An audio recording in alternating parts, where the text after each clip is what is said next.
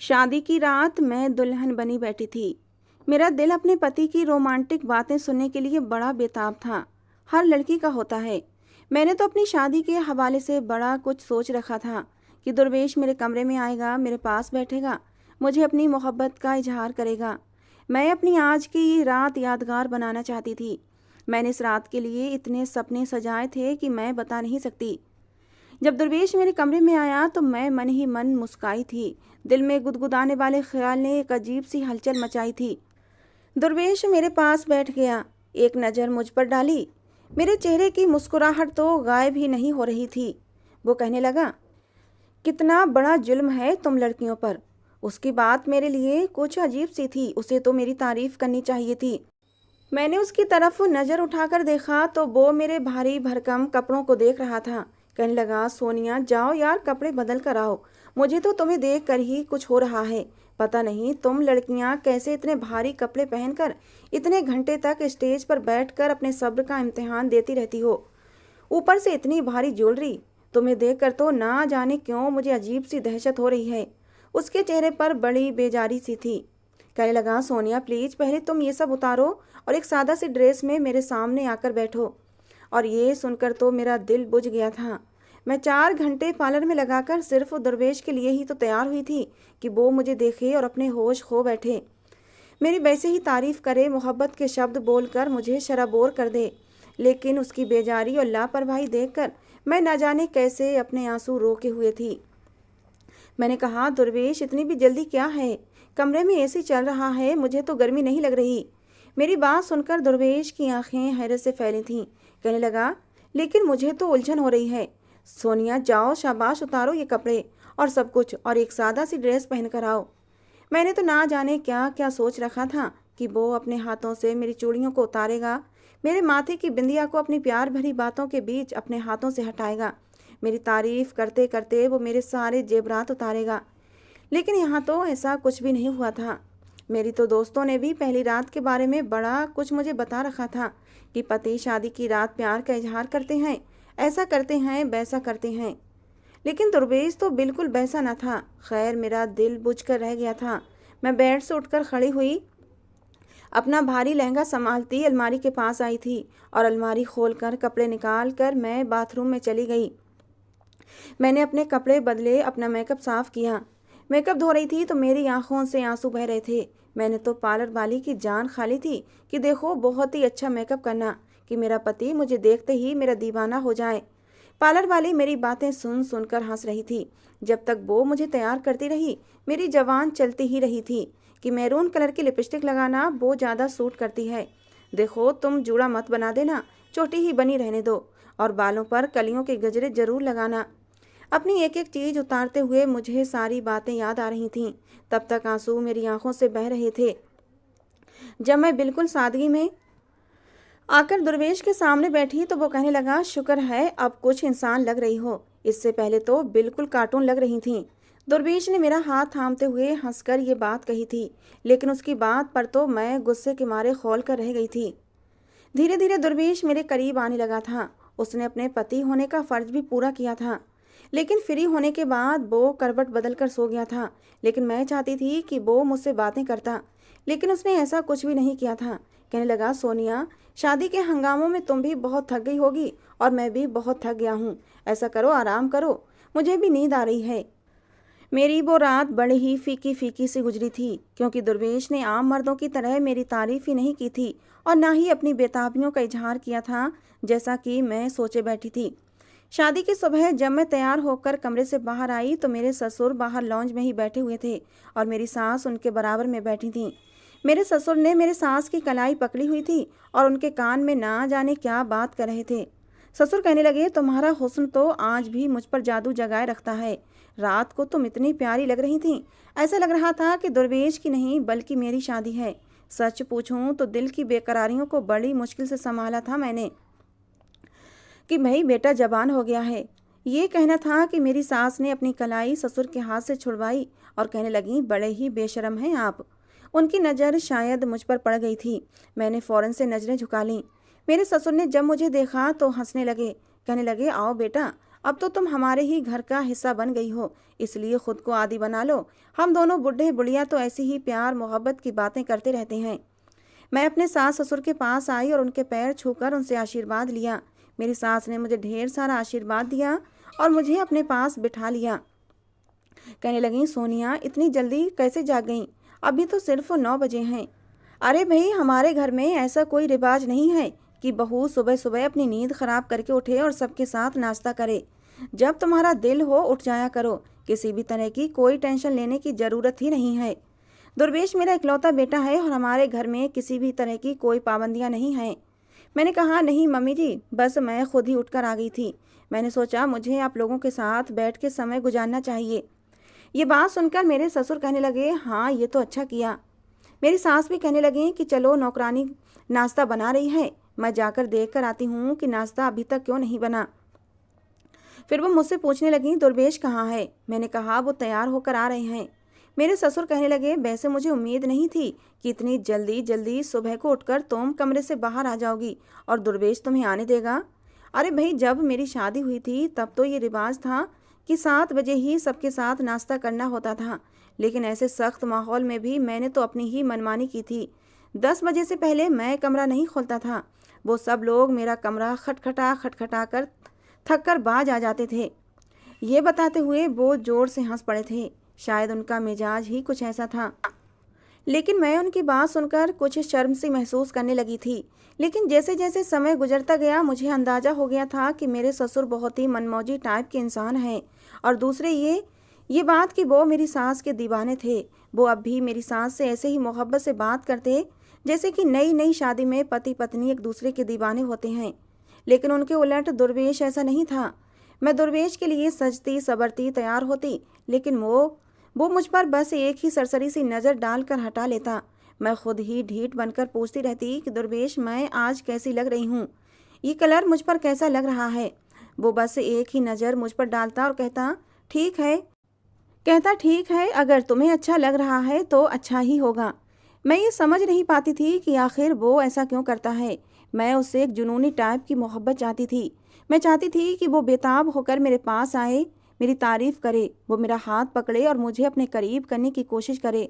मैं शर्मा जाऊं, पीछे हटूं, लेकिन वो ज़बरदस्ती मुझे अपने करीब करे, मेरे गले में बाहें डाले, मेरी तारीफ़ करे और मैं शर्माते हुए नखरे दिखाऊं।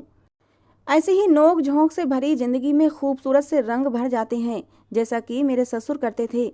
वो तो मेरी सास का बहुत ही ख्याल रखते थे, यहाँ तक कि मेरी सास को खाने पीने की भी ऐसी कोई चीज़ खाने से रोक देते जो उनके लिए नुकसानदायक होती थी।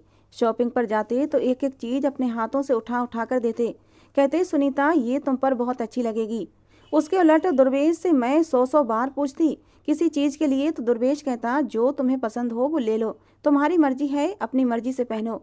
उसकी ऐसी बातों पर मेरा दिल बुझकर रह जाता। मैं चाहती थी दुर्वेश मुझे अपनी पसंद की चीज़ें पहनाए और फिर मेरी तारीफ़ करे, लेकिन वो ऐसा नहीं करता था। एक बार शाम के समय बारिश होने लगी। मेरे ससुर अपने कमरे में थे। मेरी सास ने जब वो बारिश देखी तो कहने लगी, सोनिया बेटा देखो बारिश कितनी खूबसूरत लग रही है। मैंने कहा, जी मम्मी जी।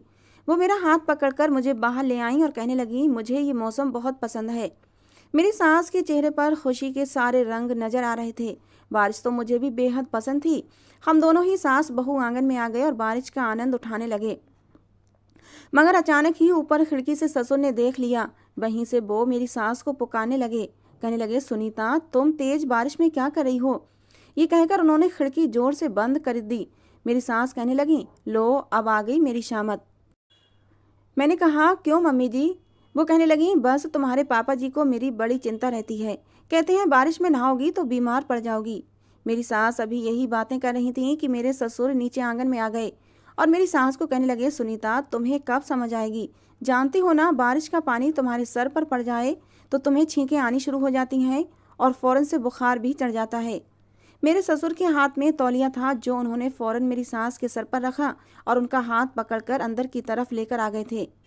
मैं भी उनके पीछे पीछे ही आ गई थी। उन्होंने जल्दी से मेरी सास को सोफे पर बिठाया और उनके सर को तौलिए से पोंछने लगे ताकि उनके गीले बाल सूख जाएं। मेरी सास तब तक छींके मारने लगी थीं तो मेरे ससुर कहने लगे, देखा ना, मुझे इसी बात का डर था। तुम्हें जरा भी अपनी परवाह नहीं है। अजीब हो तुम भी। ये देखकर मेरा दिल एक बार को धड़का था कि काश कभी दुर्वेश भी मेरे साथ ऐसे ही मोहब्बत का इजहार करे।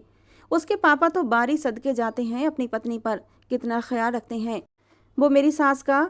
मेरे ससुर कहने लगे, सुनीता अगर तुम्हें कुछ हो गया तो देखो मैं भी तुम्हारे बिन मर जाऊंगा। मेरी सास कहने लगी, आप क्यों इतनी सी बात को इतना बड़ा कर रहे हैं? कोई बात नहीं, बस मेरा दिल चाह रहा था इसलिए मैं बारिश में नहाने चली गई थी, नहीं होती मैं बीमार।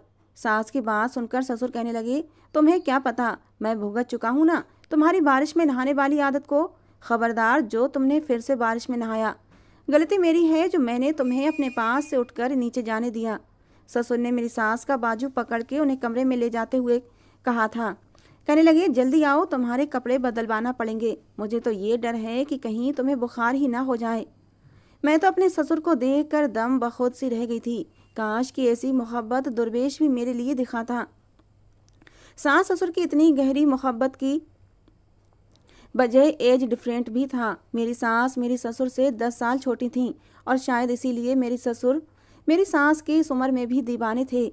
थोड़ी देर बाद दुर्वेश भी भीगता हुआ अंदर दाखिल हुआ था। मुझे देखकर कहने लगा, बड़ा ज़बरदस्त मौसम हो रहा है, ऐसे मौसम में अगर पकौड़े और साथ में चाय मिल जाए तो मज़ा ही दुगना हो जाए। देखो मैं भी फ्रेश होकर आता हूँ, तुम फटाफट से पकौड़े और चाय बना लो। ये कहकर वो फौरन से सीढ़ियाँ चढ़ गया था और मेरा दिल तो टूट गया था। सर्दी तो मुझे भी लग रही थी, पानी से तो मैं भी भीगी हुई थी, लेकिन उसे तो मेरी परवाह ही नहीं थी। उसे तो बस ये था कि वो फटाफट से फ्रेश होकर आए और मैं उसके लिए चाय पकौड़े टेबल पर सजा दूं। मगर उसे मेरी जरा भी परवाह नहीं थी। क्या था कि वो मुझसे कह देता कि तुम भी भीगी हुई हो, जाओ पहले कपड़े बदलो, कहीं बीमार ना हो जाओ। लेकिन नहीं, वो तो मुझसे लापरवाह था। उसे तो शायद पता भी नहीं होगा कि मैं बारिश में भीगी खड़ी हूँ या सूखी खड़ी हूँ। उसने तो ध्यान ही नहीं दिया होगा। मैं गुस्से में किचन में आकर पकौड़े बनाने लगी। चाय और सैंडविच भी बनाकर सब कुछ टेबल पर रख दिया। जब तक मेरी सास ससुर और दुर्वेश अपने अपने कमरों से निकल आए थे, मैं सब कुछ टेबल पर सजा चुकी थी। दुर्वेश ने ये सब देखा तो कहने लगा, वाह जबरदस्त। मुझे लगा शायद वो मेरी तारीफ ही कर देगा, लेकिन उसका व्यवहार तो ऐसा ही था, एकदम ठंडा सा। एक बार दुर्वेश जल्दी ऑफिस से घर आ गया। मैं उस समय तैयार थी। मेरा मूड था कि वो मुझे कहीं बाहर ले जाए। हमारी नई नई शादी हुई थी। मैंने कहा, दुर्वेश कहीं लॉन्ग ड्राइव पर चलते हैं। वो कहने लगा, नहीं यार आज नहीं, आज मैंने अपने दोस्तों के साथ कहीं जाना है। ऐसा करो तुम अपनी सहेलियों को फ़ोन कर लो, उनके साथ चली जाओ। मैंने कहा, नहीं मुझे आपके साथ जाना है। वो कहने लगा, देखो सोनिया, मैंने अपने दोस्तों से वादा किया था, नहीं गया तो वो बहुत नाराज़ हो जाएंगे। तुम फिलहाल अपने दोस्तों के साथ कहीं चली जाओ, मैं तुम्हें 3-4 दिन के बाद कहीं ले जाऊंगा।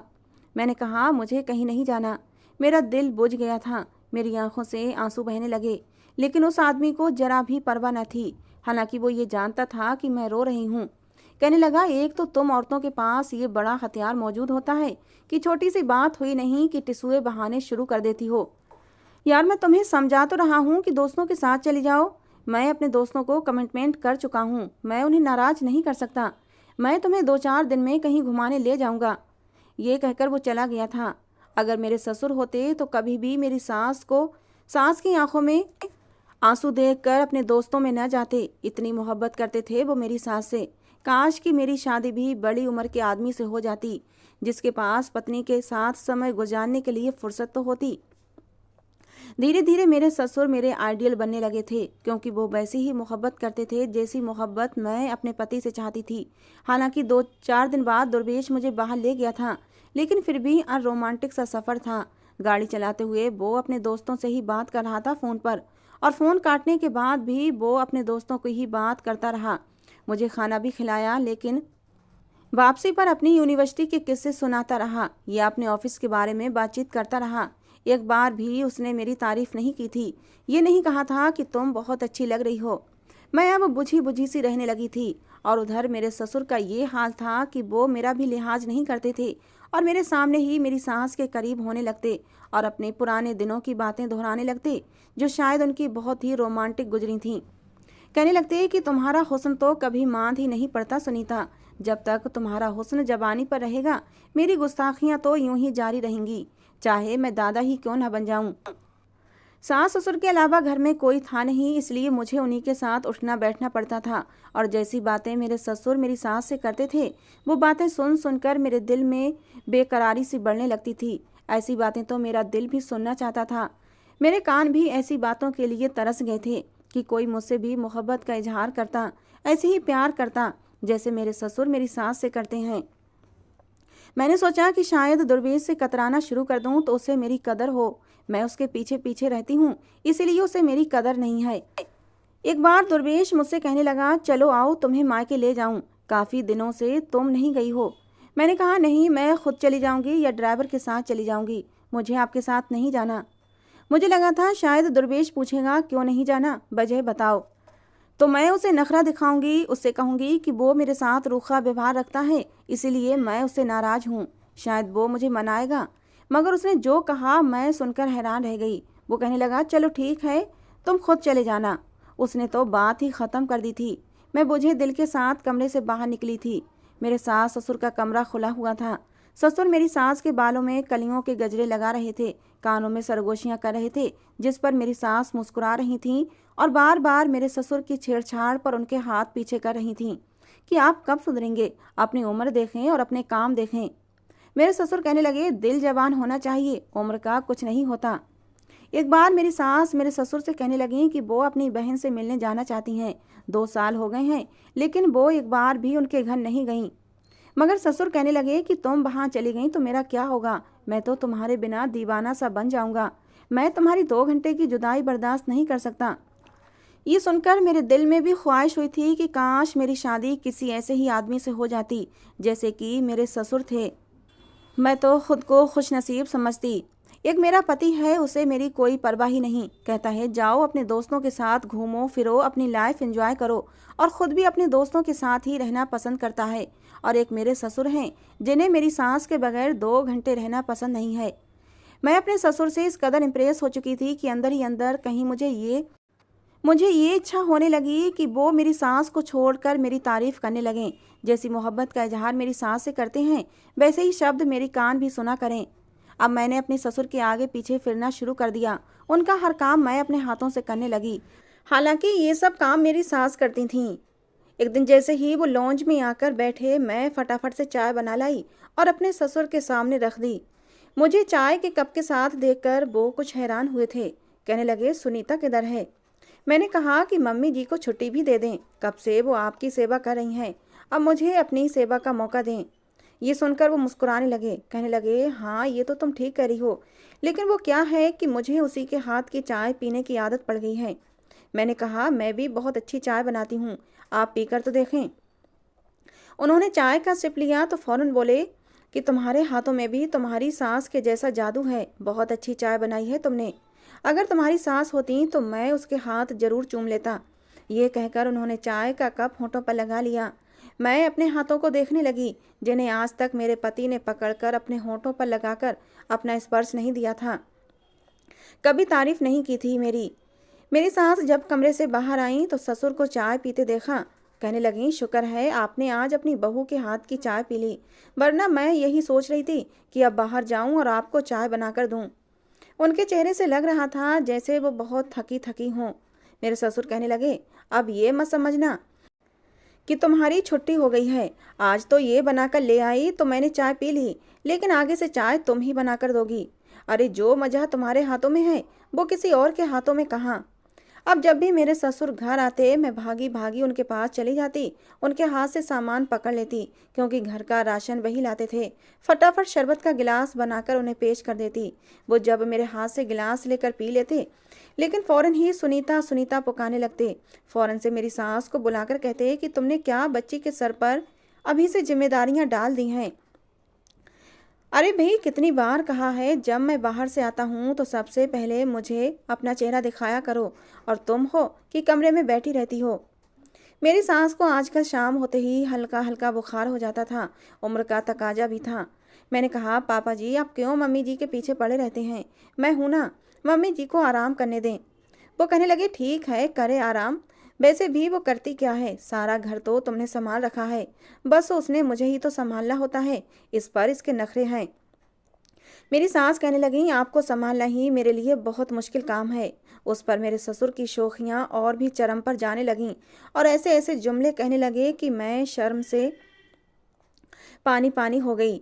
लेकिन अंदर ही अंदर ये ख्वाहिश भी जागने लगी कि मुझसे भी कोई ऐसे ही शब्दों में बात करता, ऐसे ही मोहब्बत करता। मेरे अंदर के जज्बात अब मेरे काबू से बाहर होने लगे थे। मैं रात रात भर अपने ससुर की बातों को सोचती रहती और उनकी बातें याद करके अपने दिल को सुकून पहुंचाने की कोशिश करती रहती कि मेरी सास कितनी खुशनसीब औरत हैं। लेकिन शायद मैं नहीं हूँ। मेरी ज़िंदगी तो रूखी फीकी ही गुजरने वाली थी। दुर्वेश बहुत ही अलग टाइप का इंसान था। उसे पत्नी बस कुछ ही घंटे के लिए अच्छी लगती, फिर वो यूं होता जैसे उसका और मेरा कोई संबंध ही ना रहा हो। वो कहता कि तुम अपनी ज़िंदगी जियो और मुझे मेरी ज़िंदगी जीने दो। क्या ये होती है शादी? एक दिन जब मैं अपने कमरे में बैठी थी तब मुझे किसी की सिसकियों की आवाज़ सुनाई दी। मैं हैरान थी कि ये कौन है जो सिसकियों से रो रहा है। मैं जल्दी से कमरे से बाहर आई तो मेरी सास फ़ोन पर किसी से बात करते हुए सिसकियों से रो रही थीं। कहने लगीं, सरला मैं क्या करूं? मेरी आंखें तरस गई हैं तुम्हें देखने के लिए। मैं जानती हूं कि तुम्हारे पति का मेरे पति से झगड़ा है, इसलिए वो तुम्हें कभी भी मेरे घर आने नहीं देंगे। हालांकि मेरे पति बहुत अच्छे हैं, उन्हें ऐतराज़ नहीं है कि मैं तुमसे मिलने के लिए आऊं, लेकिन वो मेरे बगैर नहीं रह सकते।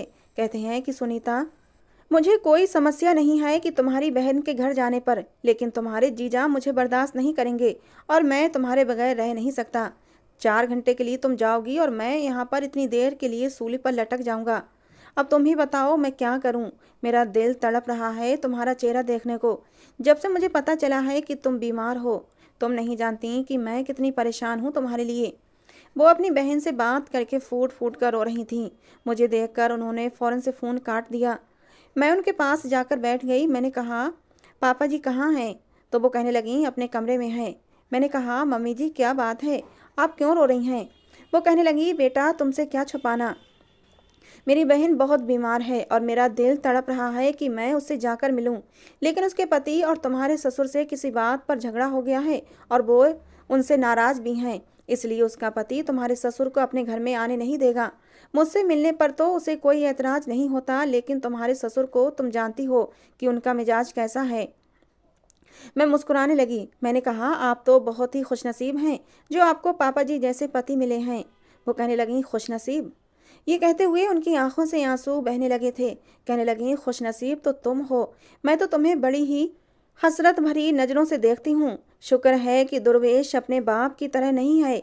ये सुनकर मैंने हैरत से अपनी सास की तरफ देखा। वो कहने लगी, देखो ना, तुम आज़ादी से अपने मायके जाती हो, 2-2 दिन 3-3 दिन तक रहकर आती हो, अपनी बहनों से मिलने जाती हो, ड्राइवर के साथ भी चली जाती हो, अपनी सहेलियों के साथ जाती हो, मार्केट जाती हो, घूमती फिरती हो। तुम्हें आने जाने की आज़ादी हासिल है। मुझसे पूछो, जब से मेरी शादी हुई है मोहब्बत के नाम पर बड़ी बड़ी सजाएं झेल रही हूँ। ठीक है, औरत मोहब्बत चाहती है, लेकिन मोहब्बत एक हद तक ही अच्छी लगती है। हद से ज़्यादा बढ़ जाए तो सांस लेना दूभर हो जाता है। तुम्हारे ससुर की मोहब्बत ऐसी ही है, दम घोंटने वाली, पाबंदियों से भरी हुई।